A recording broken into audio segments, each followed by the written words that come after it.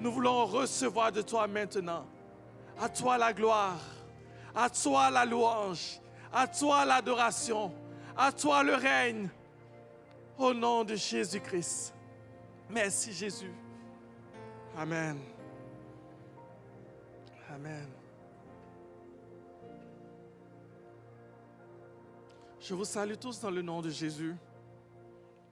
Où que vous soyez, recevez mes salutations. Aujourd'hui, j'aimerais parler avec vous du plan de Dieu pour la femme. Vous savez, aujourd'hui, c'est la fête des femmes et j'aimerais parler un peu du plan de Dieu pour la femme. Vous savez, j'ai toujours été fier d'être un homme. Mais en préparant ce message, je me suis dit, Maï, Seigneur, tu as de belles choses pour les femmes. Pour une fois, je me suis dit, hey, ça aurait pu être intéressant d'être une femme. C'est beau. Vous savez, avant de commencer, j'aimerais qu'on mette des choses au point. Et j'aimerais moi-même, et avec plusieurs hommes, m'excuser pour avoir accusé souvent les femmes. Je ne sais pas si vous avez souvent entendu cette blague qu'on dit souvent. On dit, si ce n'était pas parce que Ève avait mangé le fruit, on ne serait pas rendu là. On a souvent blâmé les femmes par rapport à tout ce qu'on vit parce qu'on dit, c'est la faute à Ève. Et je reconnais le premier, j'ai été de ceux qui l'ont dit. Et je reconnais avec vous que je l'ai dit parce que je n'ai pas bien lu ma Bible. J'ai juste répété ce qu'on me disait. Alors, j'aimerais que vous preniez avec moi Genèse, chapitre 2, à partir du verset 18. J'aimerais d'abord qu'on regarde comment est-ce que la femme apparaît. Comment est-ce que Dieu crée la femme? Il est dit, l'Éternel dit, il n'est pas bon que l'homme soit seul. Il n'est pas bon que l'homme soit seul. Je lui ferai une aide semblable à lui. Continue, l'Éternel forma de la terre tous les animaux des champs, tous les oiseaux du ciel, et il les fit venir vers l'homme pour voir comment il les appellerait, et afin que tout être vivant portât le nom que lui donnerait l'homme. Et l'homme donna des noms à tout le bétail, aux oiseaux du ciel et à tous les animaux des champs. Mais pour l'homme, il ne trouva point d'aide semblable à lui. Alors l'Éternel fit tomber un profond sommeil sur l'homme qui s'endormit. Il prit une de ses côtes et referma la chair à sa place. Et l'Éternel, Dieu, forma une femme de la côte qu'il avait prise de l'homme et il l'amena vers l'homme. Vous savez, je veux juste m'arrêter là. Adam a été créé à l'image de Dieu. Les Juifs disent que dans la séquence de la création, chaque création qui vient après une création est toujours meilleure que la précédente. Adam apparaît comme le summum de la création de son temps. Il y a un problème. Dieu dit, il n'est pas bon que l'homme soit seul. Et j'aimerais dire à toutes les femmes que vous êtes une solution. Quand je lisais, ça m'a touché parce que je me dis, de toutes les créations, la femme apparaît comme une solution. Quand elle vient sur terre, elle vient comme une solution. Adam ne vient pas comme une solution. Adam a été créé avec la poussière. Les animaux ne viennent pas comme une solution. Mais Ève vient comme une solution à un vide. À un vide. Et ce n'est pas une solution qui a été trouvée comme ça. Dieu a cherché la solution. Il a cherché la solution, il a fait décider tous les animaux devant l'homme. C'est une solution qui a été recherchée pendant longtemps avant que l'être humain qu'on appelle femme apparaisse. Et je veux dire à toutes les femmes qui se sentent accusées, qui se sentent rejetées, lorsqu'on vous dira, tu parles trop, tu diras, je parle beaucoup parce que je suis une solution. Lorsqu'on te dira, tu es ceci, tu es cela, dis, je suis ainsi parce que je suis une solution. Dire à ton mari dans la maison, je suis une solution à toi. Sans moi, tu serais incomplet.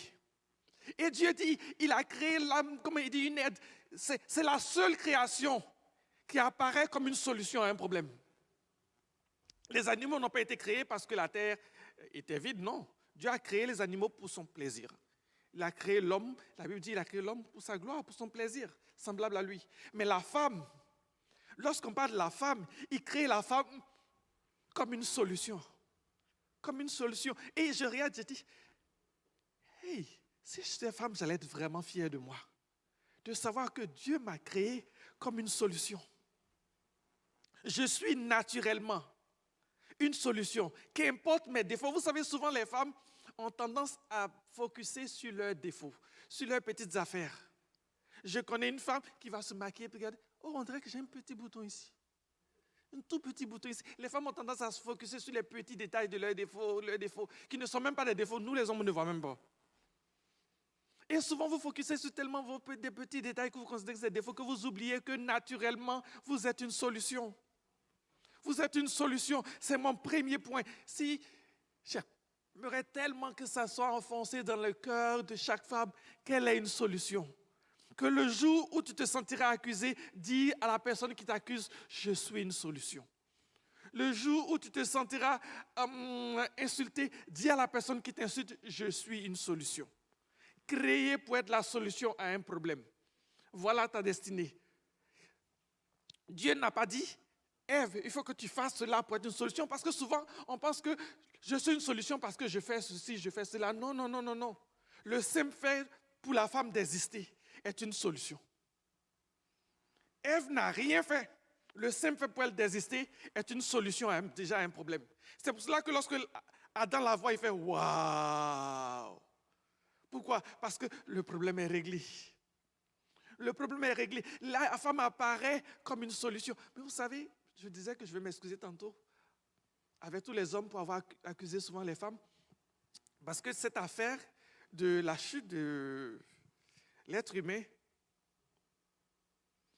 prenez avec moi Genèse chapitre 2 à partir du verset 15. J'aimerais qu'on regarde ensemble. Genèse chapitre 2 à partir du verset 15. L'Éternel Dieu prit l'homme et le plaça dans le jardin d'Éden pour le cultiver et pour le garder. L'Éternel Dieu donna cet ordre à l'homme. Tu pourras manger de tous les arbres du jardin, mais tu ne mangeras pas de l'arbre de la connaissance du bien et du mal. Ça, c'est ma femme qui me l'a fait remarquer. On accuse souvent Ève, dit que c'est à cause d'Ève, c'est à cause de la femme qu'il y a eu la chute. Le commandement, là, il a été donné à qui? Il a été donné à Ève ou à Adam? Il a été donné à l'homme, pas à Ève. Je ne sais pas, regardez bien vos Bibles là, il est bien dit, le commandement a été donné à Adam. Ève apparaît plus tard. Continuons. L'Éternel dit, il n'est pas bon, vous savez, vous voyez, après avoir donné le commandement à Adam, Ève n'a même pas encore été créée. Alors, le premier responsable de la désobéissance, c'est qui? C'est Ève ou c'est Adam? Mais comme je dis, je fais vraiment amende honorable aujourd'hui parce que j'étais tous les hommes qui ont blâmé les femmes. Vous savez, nous les hommes, quand ça va mal, souvent on blâme les femmes. On a souvent blâmé les femmes en disant c'est la faute à Ève. Mais elle n'était pas là quand le commandement était donné. Elle n'était même pas encore créée. Chapitre 15, verset 15, c'est Adam seul qui existe. Et Dieu dit à Adam, tu ne mangeras pas de l'arbre. Alors, le problème, c'est qu'il y a dû y avoir quelque part un problème dans la transmission du message. Parce que quand vous lisez plus tard, lorsque la femme parle avec le serpent, il semblerait que Adam n'a pas fait bien sa job. Parce que Ève dit au serpent, Dieu a dit, vous ne toucherez pas à l'arbre. Dieu n'a jamais dit, vous ne toucherez pas à l'arbre. Dieu a dit, vous ne mangerez pas. Ça veut dire que, entre le commandement que Dieu a donné à Adam et ce que Ève a entendu, le message n'a pas été donné parfaitement. souvenez dans Apocalypse, il est dit qu'il ne faut pas ajouter ni retrancher un commandement de la loi, parce que la loi est parfaite. Si tu ajoutes, tu déformes le commandement. Si tu retranches, tu déformes. Ève dit au serpent, Dieu a dit de ne pas toucher à l'arbre. Dieu n'a jamais dit de ne pas toucher, il a dit tu ne mangeras pas. Ça veut dire que mon frère Adam, tu n'as pas fait une bonne job en transmettant le message. Et je vous dis aux femmes, on s'excuse, mais à culpa. On vous a souvent blâmé. Et l'autre affaire qui me dérange, c'est au moment où le serpent vient parler à la femme.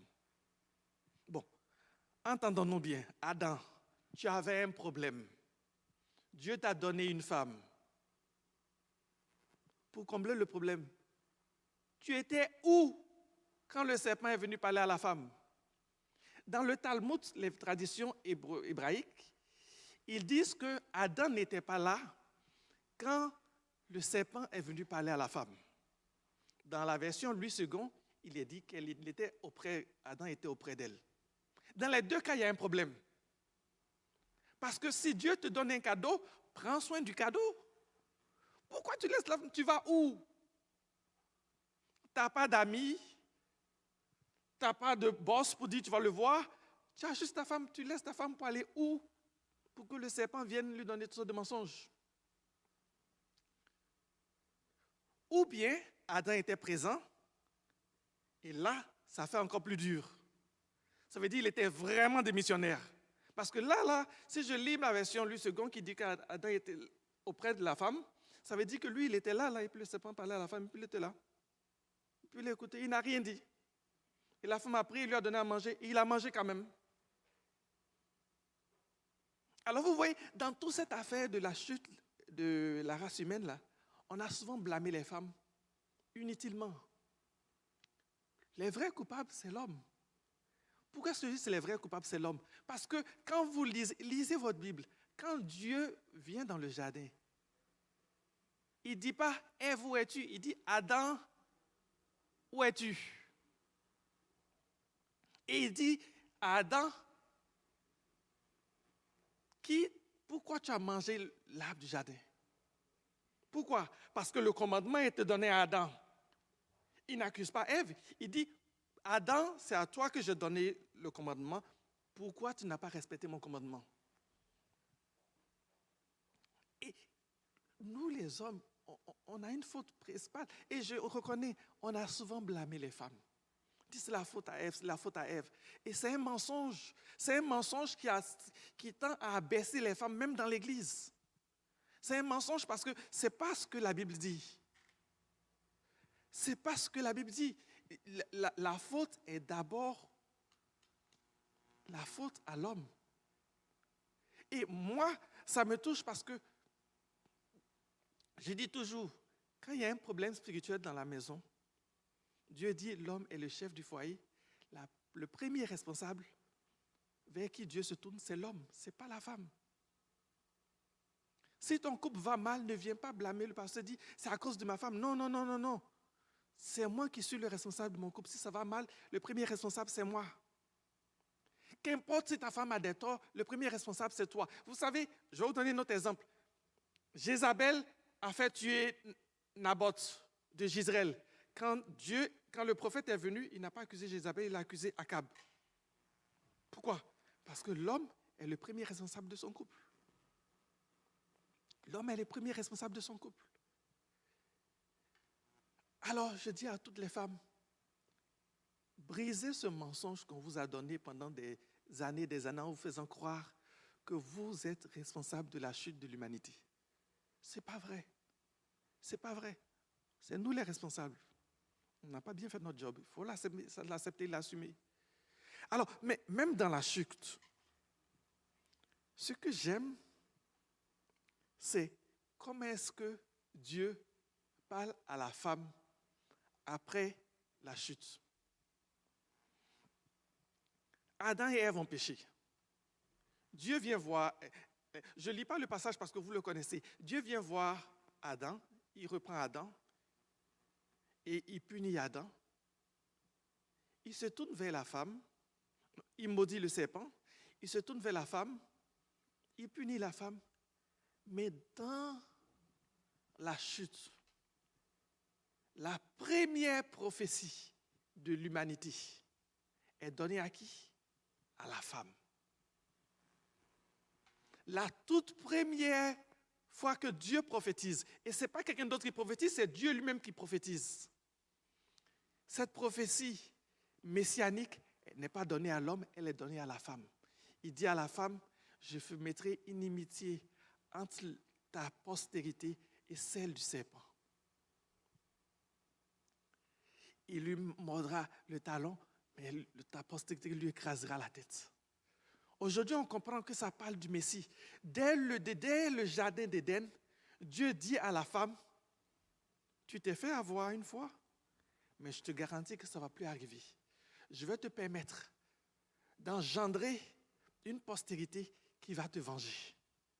Et je vais faire en sorte que entre toi, ce qui sort de toi et le serpent, il y a toujours une guerre.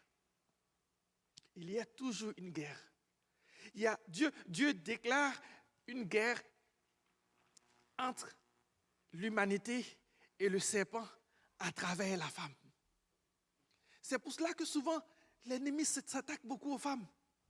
Parce que l'ennemi sait à quel point la femme est importante dans le plan de Dieu. Et c'est là que je commence à prêcher. Je veux juste prendre le temps de vous montrer quelques exemples où Dieu a utilisé la femme dans les grands moments de délivrance. Parce que quand Dieu veut faire une œuvre de délivrance extraordinaire, bien souvent, il travaille avec les femmes. Prenons le cas de Moïse. Le peuple d'Israël est en esclavage en Égypte pendant 400 ans. Pharaon voit les esclaves grandir, grossir. Il dit aux sages-femmes, tuez tous les nouveau-nés mâles. Dieu va travailler avec les sages-femmes pour qu'elles épargnent Moïse. Dieu travaille avec les femmes et ça se passe toujours dans le secret. Quand Dieu travaille, parce que Dieu veut susciter un libérateur d'Israël, mais il doit le faire de façon que Pharaon lui-même ne s'en rende pas compte. Qu'est-ce qu'il va faire? Il va travailler juste avec des femmes. Il va travailler avec la mère de Moïse et avec Marie, la sœur de Moïse, qui va aller mettre Moïse sur le fleuve Nil. Pourquoi? Parce qu'elle ne peut pas accepter que son frère soit tué. Dieu travaille avec des femmes. Mais même ces femmes ne sont pas conscientes pleinement du plan de Dieu. Dieu va travailler avec une autre femme, la sœur de Pharaon. Pourquoi? Comme je vous dis, Dieu va dire à Pharaon, tu vas payer la scolarité de celui que je veux former pour livrer mon peuple. Et Dieu va utiliser des femmes. Toute la naissance et la croissance de Moïse est organisée autour des femmes. Dieu travaille avec des femmes.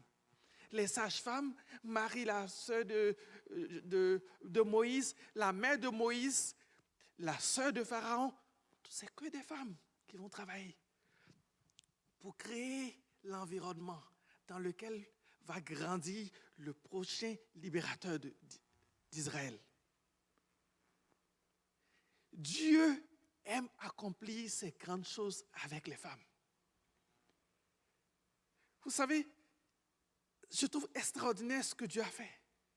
Il travaille avec les femmes pour les grandes choses. Vous allez me dire, oui, c'est vrai, mais c'est juste Moïse. Je vais vous donner d'autres exemples.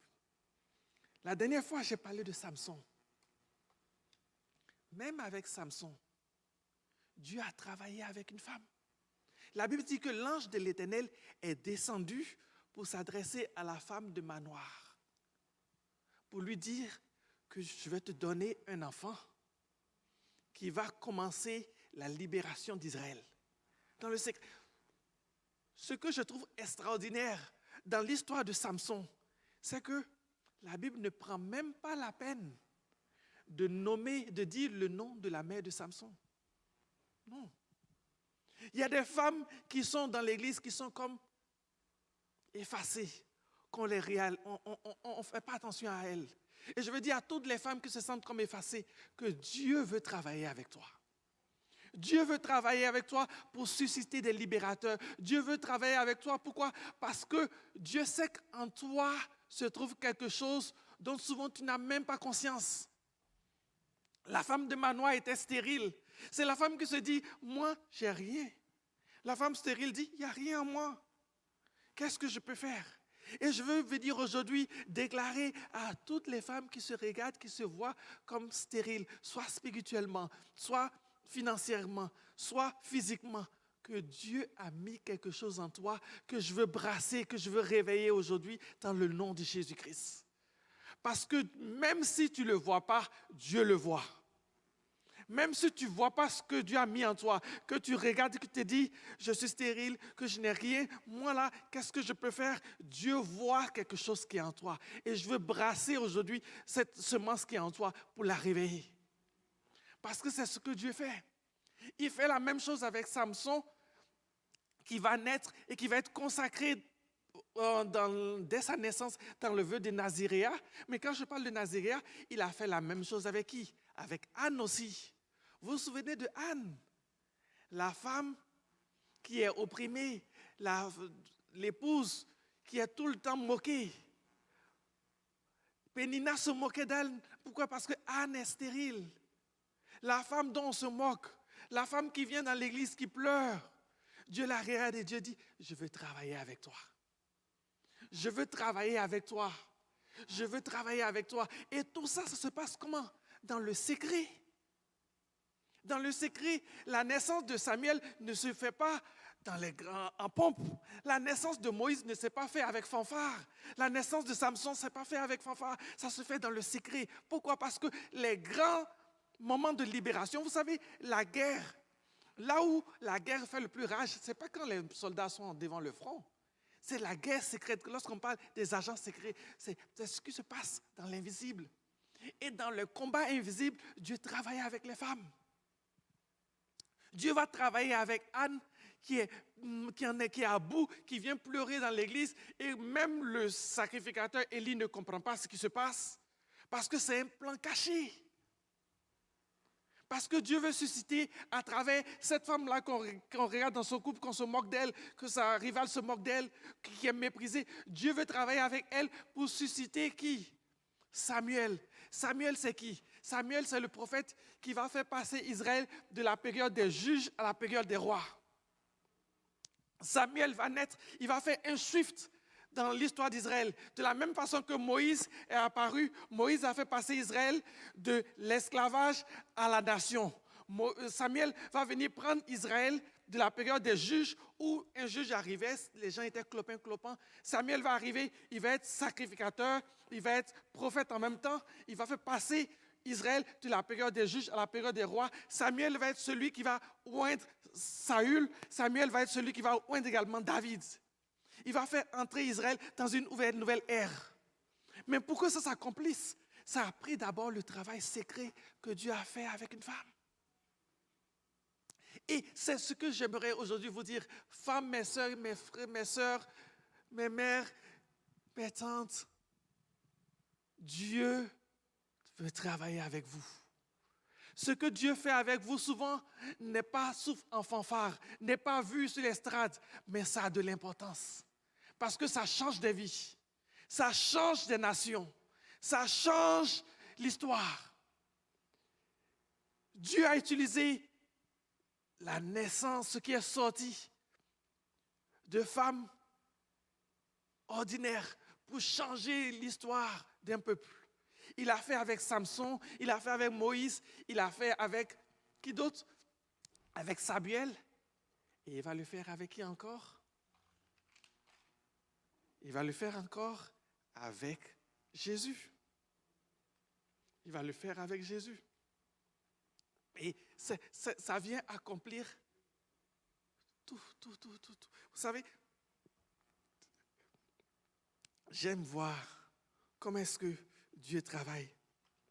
Simplement. Mais avant de parler de Jésus, j'aimerais parler de quelque chose. Vous savez, l'ennemi sait tellement à quel point les femmes sont importantes dans l'œuvre de Dieu que lui-même, il va essayer d'utiliser des femmes pour détruire Israël. L'une des femmes que l'ennemi va essayer d'utiliser pour détruire Israël, c'est Jézabel. Pourquoi? Parce que l'ennemi sait à quel point les femmes sont importantes. Et même quand Jézabel va tuer la fille de Jézabel, Athalie. Si vous lisez avec moi dans 2 Rois 11, versets 1 à 5, oui, on va prendre le passage, je pense qu'il faut qu'on le lise. 2 Rois, chapitre 11, versets 1 à 5. Jézabel est morte. Sa fille a épousé le roi d'Israël. Le roi est mort. Il est dit, Athalie, mère d'Akazia, voyant que son fils était mort, se leva. Athalie, c'est la fille de Jézabel. Se leva et fit périr toute la race royale. Mais, regardez, une autre femme. Ma femme adore cette histoire. Yoshébad, fille du roi Joam, sœur d'Akazia, prit Joas, fils d'Akazia, et l'enleva du milieu des fils du roi quand on les fit mourir.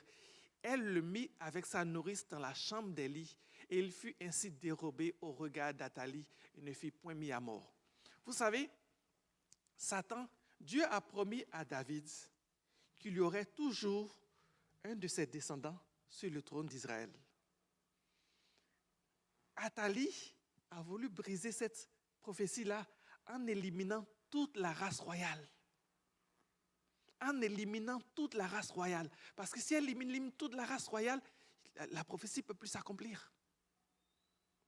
Vous vous souvenez quand Jésus est né, les gens disaient à Jésus, Jésus, fils de David, pourquoi? Qu'est-ce qu'ils disaient à Jésus? Tu descends de David, tu es digne de régner sur nous. En disant à Jésus, fils de David, ils disent, tu descends de la lignée royale, tu es digne de régner sur nous. Mais Athalie, qui est poussée par des esprits impurs, mauvais, veut briser la lignée royale. Mais Dieu va susciter une femme. Comme je vous dis, c'est des guerres qui se passent dans le secret. Personne ne voit. Les guerres qui se passent dans le secret sont les guerres les plus violentes. Dieu va susciter une femme que mon épouse adore, cette femme-là, Yehoshébad. Son nom signifie l'Éternel est son serment. Elle va prendre le petit Joas. Elle va le cacher. La Bible dit, il a été dérobé du regard d'Athalie. Dieu va utiliser Yehoshébad pour aveugler l'ennemi. Et pendant 7 ans, Joas va grandir où? Dans le temple. On a pour la première fois, lisez l'histoire de Joas, c'est beau parce que pour la première fois, on a un roi qui n'est pas élevé dans un palais, mais qui grandit dans le temple de Dieu. Et quand vous lisez l'histoire de Joas, vous allez voir que Joas va apporter beaucoup de transformation, de restauration spirituelle au niveau d'Israël. Pourquoi? Parce qu'il a grandi dans la maison de Dieu. L'ennemi pensait qu'en voulant détruire toute la race royale, il faisait du mal au peuple d'Israël, mais Dieu va utiliser une femme pour encore susciter un roi qui a grandi dans la connaissance de Dieu et qui va apporter beaucoup. Lisez l'histoire de Joas. C'est beau de voir à quel point il a apporté une ère de restauration spirituelle pour Israël. Et tout ça, pourquoi? À cause d'une femme. À cause d'une femme. Est-ce que vous avez entendu souvent parler de cette femme-là, Yehoshébad? On en parle très peu. Mais elle a fait toute la différence. Elle a fait toute la différence. Et Dieu travaille avec les femmes pour faire la différence. Quand Dieu veut vraiment travailler, souvent il se sert des femmes. Pourquoi? Parce que, naturellement, on ne fait pas attention à elle. C'est juste une femme. C'est juste une femme. C'est juste une femme. Oui, c'est juste une femme. Je suis juste une femme. Et beaucoup de femmes disent, moi je suis juste une femme. Non, tu n'es pas juste une femme. Tu es une solution. Ne te dis plus, je suis juste une femme. Dis-toi toujours, je suis une solution. Je suis créé en tant qu'une solution. Et mon Créateur, dans son plan divin, veut toujours travailler avec celle qui est créée comme une solution. Alors, fast forward, je vous ai parlé de plusieurs femmes que Dieu a utilisées pour accomplir des grandes choses dans le peuple d'Israël. La dernière femme dont je vais vous parler, c'est Marie, la petite adolescente. Les Juifs disent qu'elle devait avoir 15 ou 16 ans. Parce qu'à l'époque, on se mariait très jeune. Ma mère s'est mariée à l'âge de 17 ans, je crois. À l'époque, les femmes se mariaient très jeunes. C'est une jeune adolescente que l'ange vient voir. Comme je vous dis, quand Dieu commence à travailler là, il n'est pas allé voir Joseph d'abord. Il est allé voir Marie. Pourquoi? Comme pour faire un clin d'œil à Ève, pour dire, plusieurs milliers d'années plus tard, pour dire, Ève, tu te souviens? Je t'avais dit qu'on allait régler le cas à l'ennemi, au serpent qui t'a trompé. Et je suis en train de le faire maintenant. Et il vient voir Marie. Il n'y a pas d'homme dans la business là. C'est juste l'ange et Marie qui dit à Marie, le Saint-Esprit descendra sur toi. Tu vas être enceinte. Et tu vas enfanter un homme que tu appelleras Sauveur. Tu l'appelleras Jésus qui signifie Sauveur. Et aujourd'hui, nous profitons de tout cela. En fait, la seule raison pour laquelle Joseph est rentré dans la business, c'est parce qu'il a voulu rompre avec Marie, il ne comprenait pas. Il a fallu que l'ange le voie aussi pour lui expliquer ce qui s'était passé dans le secret. Sinon, Joseph aurait été laissé de côté. Le plan, c'était de travailler avec la femme. Et Dieu, dans le salut de l'humanité, travaille d'abord avec Marie. Il a travaillé avec Marie, pris une jeune adolescente, se dit, moi là, je suis qui? Pour dire, toi, tu vas engendrer un enfant qui va sauver Israël. Qui va sauver Israël et qui va sauver toute l'humanité. Mais ça commence par la femme. Et j'aimerais dire à toutes les femmes que Dieu vous aime, vous aime, vous aime. Et Dieu, dans ses grands plans, a une place importante pour vous.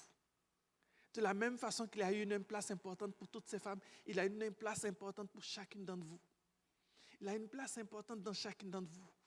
J'aime voir les femmes prier. Vous savez, je trouve beau de voir quand les réunions de prière, que les femmes arrivent. Vous savez, il y a une dimension que la femme a connectée avec Dieu que l'homme ne peut pas comprendre. Dieu aime tellement la femme que son église qu'il a créée, il l'appelle comment? Son épouse. Son épouse. Pourquoi? Parce que l'épouse est soumise à Christ. Et qui peut mieux comprendre le ministère de la soumission que la femme? Vous savez que, je fais une parenthèse, on dit souvent, Dieu est omniscient, Dieu sait tout, Dieu peut faire tout. Ce n'est pas forcément vrai. Il y a des choses que Dieu ne savait pas. La Bible dit que Jésus a appris l'obéissance. Dieu ne sait pas c'est quoi se soumettre. Pourquoi? Parce qu'il est Dieu, il domine sur tout. Parce qu'il est Dieu, il domine sur tout, il ne sait pas c'est quoi se soumettre. La Bible dit que Jésus a appris l'obéissance à travers les choses qu'il a souffert. La femme, parce qu'elle est épouse et qu'elle sait c'est quoi se soumettre à un époux imparfait, dont je suis le premier, a encore une plus grande facilité à se soumettre à cet époux parfait qui est le Christ. C'est facile à la femme de comprendre le mystère de l'Église. Paul dit, quand Paul parle de l'Église, il dit, c'est un mystère, et je le dis par rapport à l'Église, lorsqu'il parle du mariage. Pourquoi? Parce qu'il y a une dimension du mariage de l'Église que seule la femme connecte. La dimension de l'épouse. Moi là, je ne prêcherai jamais sur l'Église en tant qu'épouse. Parce qu'il y a une dimension que je ne comprends pas. Je n'ai jamais été épouse. Je peux vous l'enseigner théologiquement, mais je ne le vis pas, je n'ai jamais été épouse. Qu'est-ce qu'une épouse vit? Ma femme le sait.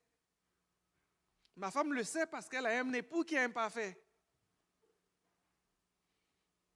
Croyez-moi, elle a un époux vraiment imparfait, elle le sait. Mais la femme, la chrétienne, sait c'est quoi une épouse. Tu n'as pas besoin d'expliquer à une femme, quand tu dis l'Église est l'épouse de Christ, elle le comprend. Elle le comprend, elle vit la chose. Tu n'as pas besoin de lui prêcher. Moi, tu as besoin de m'expliquer un peu parce qu'il y a des dimensions dans l'épouse que je ne saisis pas forcément. Et vous voyez, même par rapport au plan de l'humanité, à quel point Dieu aime la femme.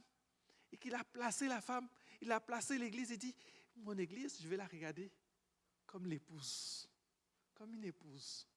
Parce que Dieu aime les femmes. Dieu a un plan extraordinaire pour les femmes. Vous savez, toute ma prédication d'aujourd'hui se repose sur une seule chose. Dieu vous aime, Dieu vous valorise et Dieu a des plans extraordinaires pour vous.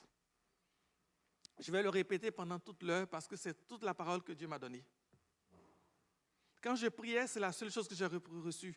Va dire à mes filles que je les aime, que j'ai de la valeur pour elles et que j'ai des plans extraordinaires pour elles.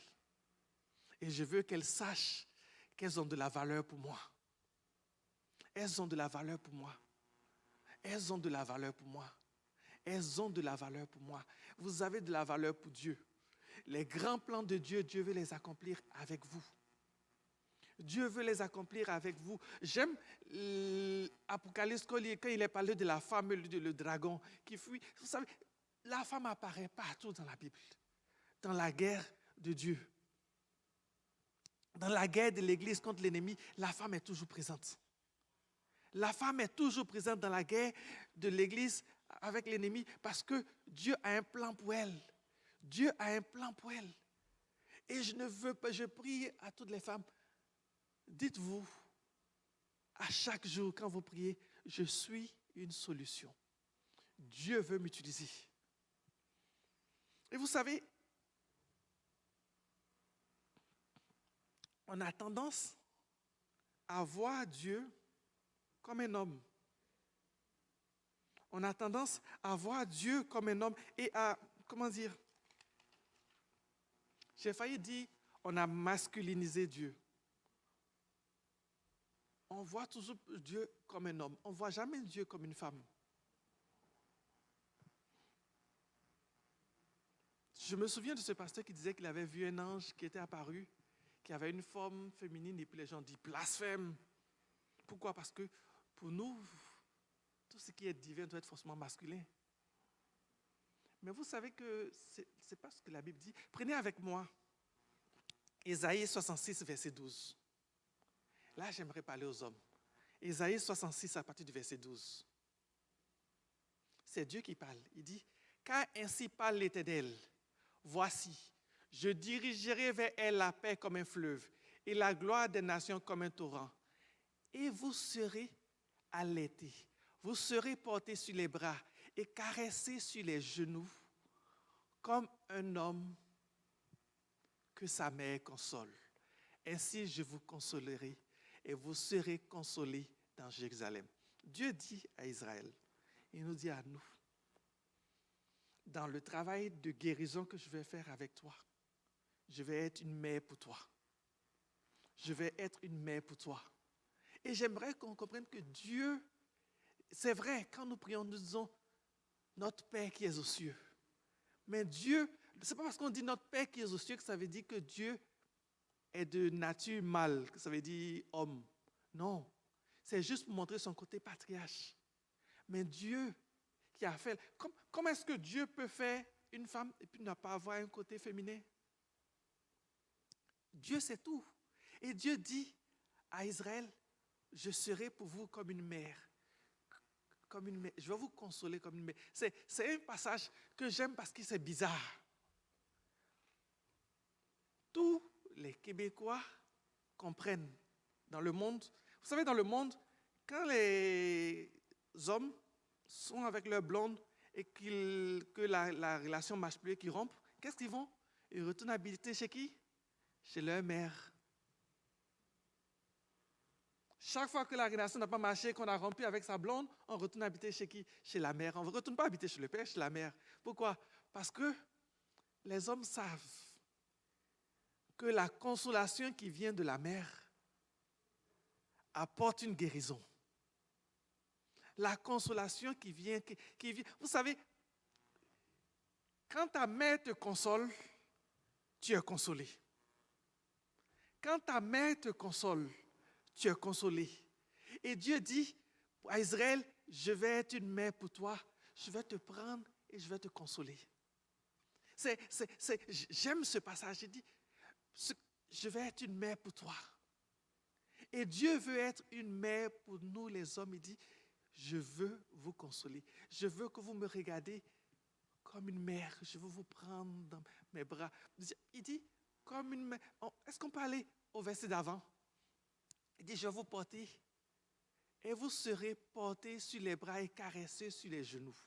Ça fait un peu bizarre parce que il est parlé d'une mère, mais qui console un homme qui est sur ses genoux. Je trouve extraordinaire ce passage parce que ça montre un peu. Comment est-ce que je peux vous montrer ça? J'ai envie de faire quelque chose que je n'ai pas demandé à la personne et ça va vous mettre mal à l'aise. J'ai besoin d'un homme et sa mère qui sont dans la salle. Est-ce que j'ai un homme et sa mère qui sont dans la salle? Un homme. Ouh. Qui? Oui, venez tous les deux, venez tous les deux, venez tous les deux. Je vous dérange aujourd'hui, tous les deux. Un homme et sa mère. J'ai besoin d'un homme et sa mère et d'une chaise, s'il vous plaît. Un homme, une mère et une chaise. Oui, venez, venez. Un homme, une mère et une chaise. Parce que j'aimerais que vous voyiez cette prophétie. Viens, Fégas, viens, prends la chaise, viens avec ta mère. Viens, venez tous les deux, venez, oui, venez. Venez. Alors, regardez bien la prophétie. La Bible dit comme un homme. Vous voyez comme il est costaud? C'est un homme. C'est un homme. Sa mère, douce, frêle, assieds-toi, maman. Il est dit, et vous serez quoi? Portés, caressés sur les genoux. Assieds-toi sur ses genoux. C'est ce que la Bible dit. Il dit, c'est ainsi que tu seras consolé. Ça fait bizarre, hein? Un homme costaud qui est assis sur une femme frêle sur ses genoux. Mais ça, c'est l'image de l'Église. Pourquoi? Parce que souvent, l'Église est fragile. On regarde l'Église, on voit souvent les failles de l'Église. L'Église, c'est l'épouse. Elle est là, elle est fragile. Mais cette Église qui est fragile là, elle va te consoler, toi le costaud. Toi, cette Église que tu penses qui est fragile, que tu regardes, que tu vois, tu te dis, oh, mais c'est juste l'Église, mais il y a ça qui ne va pas, il y a ça qui ne va pas, fragile. C'est elle qui va te donner ta consolation. Pourquoi? Parce qu'elle est une femme. Est-ce que vous voyez le costaud qui est assis sur les genoux? Assieds-toi, ne te gêne pas. Oui, console-le. Console-le. Vous voyez, il est caressé, il est consolé. Je vous assure que dans le nom de Jésus, quand il va rentrer chez lui, là, il va être encore plus joyeux. Amen. Parce qu'il aurait été consolé par sa mère. Il aurait été consolé par sa mère. Et je prie dans le nom de Jésus-Christ que tous les hommes de l'Église reçoivent leur consolation à travers les femmes de l'Église, à travers l'Église tout entière. Il est temps que les hommes acceptent de recevoir la consolation que les femmes peuvent leur apporter. On a tendance à penser qu'on est capable. Vous savez, en Amérique, on est là, on dit, on est capable. Les self-made men, on est capable. Non, tu n'es pas capable. Tu n'es pas capable. On dit on est tellement capable qu'on finit par faire des dépressions et des crises cardiaques. Parce qu'on ne veut pas se mettre dans cette situation-là. Parce qu'on se sent mal, on se sent vulnérable. Mais Dieu dit, je vais utiliser une femme pour te consoler. Je vais utiliser mon Église pour te consoler. Tu es costaud, mais tu es fragile. Arrête de vouloir jouer au costaud devant les gens et accepte de te montrer fragile pour que je puisse te consoler. C'est ce que Dieu dit. Parce que Dieu veut travailler en nous comme une mère travaille sur son fils. Merci beaucoup. Que Dieu vous bénisse.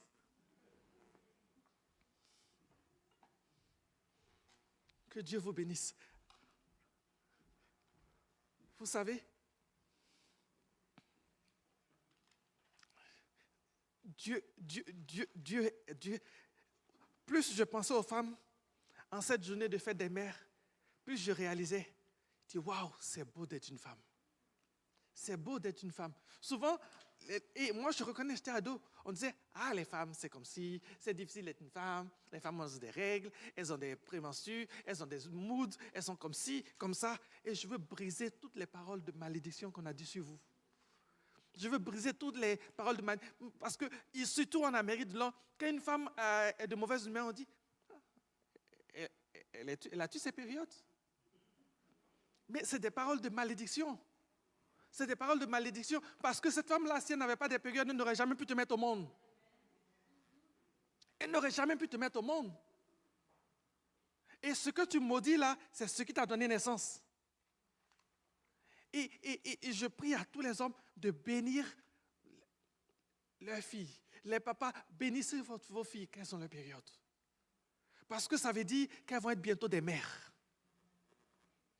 Bénissez vos femmes quand elles sont des périodes. Parce que ça veut dire qu'elles sont encore, qu'elles portent encore du fruit. Je veux bénir toutes les femmes qui n'ont pas encore d'enfants, qui sont dans l'église, qui cherchent à se marier. Parce que je vous dis que vous portez en vous une semence que Dieu a déjà bénie, qui attend juste à s'éclore, qui attend juste à se manifester. Parce que Dieu a un plan pour chacune d'entre vous. Dieu veut travailler avec chacune d'entre vous. Travailler pour libérer des nations. Travailler pour accomplir de grandes choses au niveau de vos familles, au niveau de vos voisins, au niveau de vos enfants, de vos maris, de vos frères. Dieu a un plan extraordinaire pour vous. C'est mon message que j'ai aujourd'hui pour vous. Et je vous dis tous, bonne fête des mères. Recevez notre gratitude. Recevez notre reconnaissance. Mais par-dessus tout, recevez l'amour, l'affection et la grâce que Dieu a mis sur vous. Et je prie que tous les plans que Dieu a prévus pour vous s'accomplissent dans le nom de Jésus-Christ. Je vais appeler mon épouse pour venir avec moi. Chérie, viens, j'aimerais que tu viennes et qu'on va prier ensemble pour les femmes.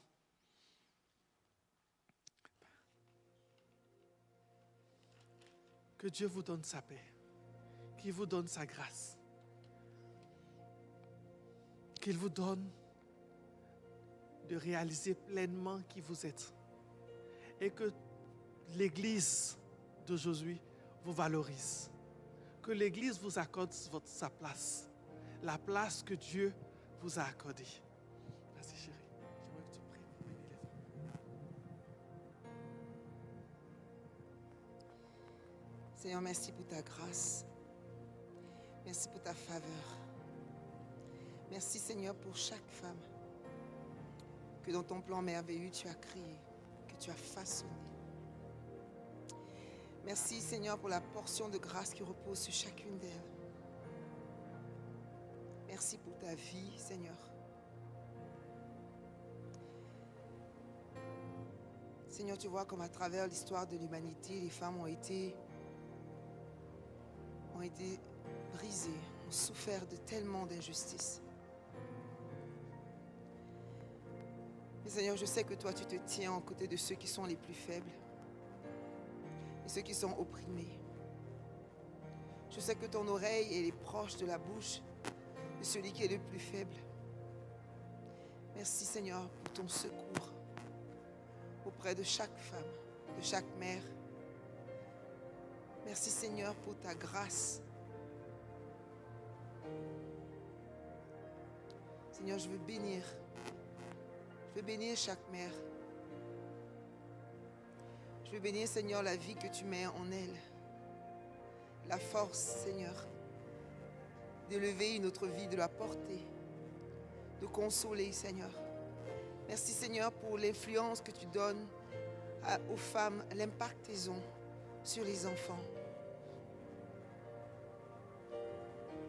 Seigneur, ce matin, pendant que mon mari prêchait, je pensais à ce verset qui dit que quand les montagnes s'éloigneraient de toi, mon amour s'éloignera jamais de toi.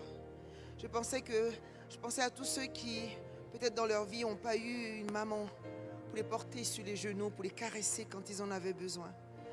Je pensais à tous ceux qui ont dû traverser des moments difficiles, à toutes les femmes qui n'ont peut-être pas eu même de mère avec elles, qui ont dû vivre la solitude, l'éloignement, le rejet.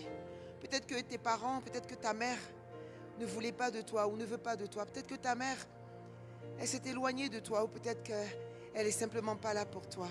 Peut-être que tu n'as jamais connu ta mère. Peut-être que tu ne sais même pas c'est quoi une maman. Peut-être que ta mère, au lieu d'être la main qui caresse, a été la main qui blesse. Peut-être qu'au lieu d'être la solution, le support, ça a été la douleur et la souffrance. Ce matin, je veux te donner ce verset que le Seigneur m'a donné il y a bien des années. Il a dit qu'il y a dans la vie, il y a des choses qui ne bougent pas, qui sont considérées comme inébranlables. Une montagne n'est pas quelque chose qui se déplace dans le naturel. C'est quelque chose qui est stable, qui est puissant, qui est inébranlable. Et pourtant, Dieu dit, il arrive des fois où ce qui est censé être des fondations, ce qui est censé être une sécurité, voici, elle n'est plus. La montagne qui est censée être les fondations de ta vie, tes parents, ta mère, qui est censée être le socle sur lequel ta vie doit être bâtie. Voici que cette montagne s'éloigne de toi. Voici que cette montagne n'est pas auprès de toi. Mais le Seigneur dit, il te dit ce matin, même si les montagnes s'éloigneraient, même si ce qui n'est pas censé s'éloigner s'éloignerait, même si ce qui est censé t'apporter une sécurité dans ta vie n'a pas été présent, moi, le Seigneur, je ne m'éloignerai jamais de toi. Ce matin, si tu n'as pas eu ta maman auprès de toi, ce matin, si tu n'as pas eu personne pour te porter sur des genoux et te caresser, le Seigneur dit, moi, je serai pour toi une mère. Ce matin, tourne-toi vers ton Dieu. Dis, Seigneur, tu as promis de me consoler, tu as promis de me porter comme porte une mère. Voici, tu sais que j'en ai pas eu de maman. Je veux, Seigneur, demander cette promesse pour moi. Porte-moi, Seigneur. Sois ma mère.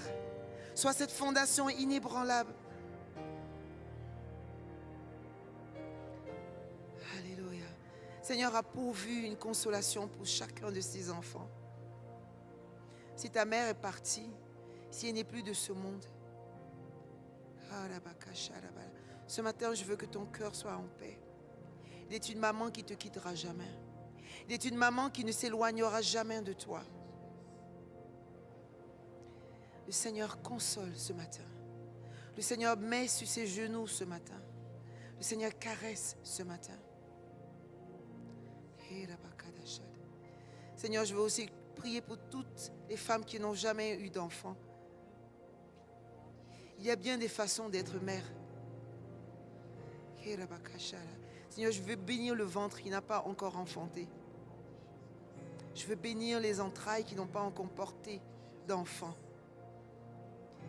Ta parole dit, je suis celui qui donne les entrailles, empêcherai-je d'enfancer? Est-ce que celui qui a créé le ventre, celui qui a créé les organes reproducteurs, empêcherait-il d'accoucher et d'enfanter, dit le Seigneur? Ce n'est pas le désir de Dieu de te priver d'un enfant. Oh, Karabashak, ce matin, je veux bénir tes entrailles. Ce matin, je veux proclamer la vie de Dieu sur tes entrailles. Que le Seigneur se souvient de toi. Que ton ventre, il est devant lui, le Dieu des dieux. Celui qui est fidèle et qui donne la vie. Alléluia. Je veux terminer en bénissant ces mères qui, dans le secret, portent tout dans la maison. Je prie, alors que ma femme priait, je voyais cette femme qui dit, Seigneur, dans ma famille, dans mon couple, c'est moi qui porte tout. C'est moi qui supporte tout, j'en peux plus. Je veux déclarer sur toi la paix et la consolation et la force de Jésus-Christ. Que Dieu te renouvelle, qu'il se donne la paix. Au nom de Jésus-Christ. Amen. Alors qu'il est l'heure des offrandes, je vais vous prier aujourd'hui. C'est la fête des mères. On fait des cadeaux à nos mères. Je vais vous défier de faire un cadeau spécial à celui qui t'a donné cette mère. Tu aimes ta mère. Et autant que tu aimes ta mère, je veux te défier aujourd'hui de montrer cet amour à celui qui t'a donné cette mère. Fais un cadeau spécial à ton Dieu qui t'a donné cette mère que tu aimes tant. Fais-lui un cadeau spécial en lui donnant une offrande de reconnaissance, en une offrande d'amour, pour dire, Seigneur, c'est grâce à toi que j'ai eu cette mère. C'est grâce à toi que j'ai eu cette maman qui m'a supporté tout le long de ma vie. Et je veux te bénir aujourd'hui. Alors que les informations sont affichées sur l'écran, souviens-toi du Dieu qui t'a donné cette mère et bénis-le aujourd'hui par tes offrandes. Seigneur, que tu reçois cette offrande d'action de grâce, parce que nous voulons nous souvenir que c'est toi qui nous as donné nos mères, c'est toi qui nous as aimés ainsi, et c'est toi qui leur donnes la force de nous aimer et de nous continuer de nous supporter. Que la gloire te revienne au nom de Jésus-Christ. Amen.